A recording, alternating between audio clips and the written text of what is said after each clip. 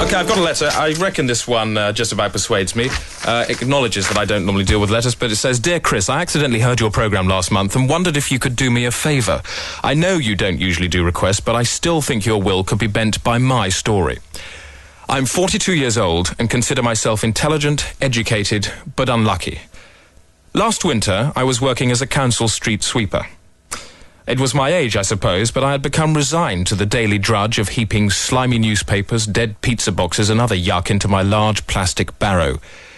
Occasionally, when my route crossed the park, I could linger for a few moments in the lovely green spaces and watch the men from the Parks and Recreation Department blowing leaves around with their special underarm machines. One day, as I emerged into the street, my attention was caught by a cold shower of mud thrown from a puddle by the wheel of a bus. My mouth opened to curse, but no shouts passed my teeth. Instead, they were stopped by an invisible plug made out of the fact that the bus driver was a woman, and what's more, she had the most beautiful face. Not in a classical way, Chris. It was somehow more arresting than that. One moment perhaps prettily bovine, the next majestic like Angelica Houston. That night, I vowed to woo her. It wasn't going to be easy. I'm shy and useless at approaching people with words. I'm pretty useless all round, in fact. I only have one real tactic, and to be honest, it had never really worked before, even when I was younger.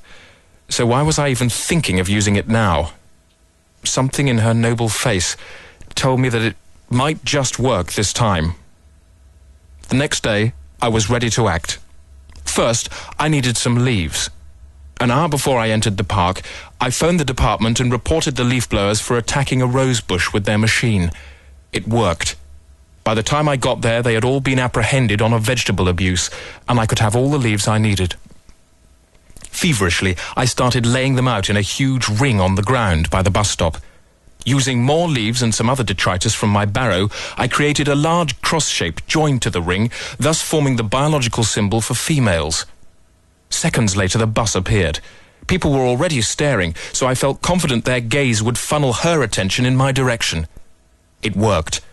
She turned and looked. Immediately, I started jumping about on my barrow, pointing enthusiastically first at her, then at my giant woman sign. Then I held her eye and leapt into the ring. Here I threw my arms open into a gesture of welcome and stared straight into her eyes, jumping up and down on the spot and roaring the word yes over and over again. I'd always known this to be a risky tactic, but I felt it so much more keenly now that she was staring straight at me. It seemed to last forever. Then, ignoring the loud horns of the surrounding traffic, she suddenly opened the driver's door and stepped into the road. I advanced. We met. I love things like that, she whispered. Ah, I replied. Good. All the cars had stopped and switched off their engines. That was the most beautiful thing I've ever seen, she rejoined. I couldn't believe my luck. Excellent, I both thought and said. Everything seemed to go silent. I shut my eyes and knelt to kiss her hand. Then, somewhere I thought I heard a sparrow fly into a brick. Suddenly, her fingers jerked from my lips. I looked up to see her catapulted into a weird backflip, her head transfixed by a spear of frozen liquid waste from an aeroplane toilet facility. She bounced off her own windscreen and lay quite dead on the road. To this day, Chris, I've been unable to erase the last awful sound she made as her body hit the ground. Imagine a man singing with a knot in his neck.